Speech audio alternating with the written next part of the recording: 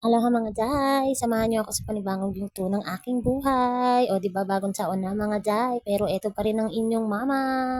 Tayo pa rin ay nagdo-duty for today's video, o di ba? Pero syempre, magse-celebrate pa rin naman tayo ng New Year's Eve together sa aking family. Syempre, ayoko namang maging unfair at sabihin naman ng aking mga anak na iniintindi ko puro trabaho na lang. Kaloka mga Jai. At dahil sa naka-work from home base naman tayo mga Jai, syempre may time pa rin naman tayo para sa ating mga kids, especially sa ating asawa. Kaloka mga Jai. O, diba? Siyempre, kailangan nating i-manage ang ating time bilang tayo ay mami na at hindi na tayo single era. Kaloka, mga Jai. O, diba? Siyempre, kahit sabihin natin na tayo ay busy sa trabaho, kailangan magbigay pa rin tayo at mag-spend tayo ng time at quality time talaga para sa ating pamilya. Dahil kahit anong mangyari, at the end of the day, sila pa rin ang ating kasama sa ating buhay. O, diba, mga Jai? At mas natatanggal ang pagod natin kapag kasama natin ang ating mga anak at buo ang pamilya na walang nagkakasakit. O, diba, mga Jai? Yun lang is sobrang palaking pasasalamat na namin sa Panginoon dahil sa bukod sa nakakaraos sa pang-araw-araw ay napapanatili niyang healthy ang aming buong pamilya. Yun lang ay sapat ng regalo para sa aming bagong taon. Salamat mga day! At have a prosperous New Year! Harapin natin ng maganda at may positive vibes ang ating 2025!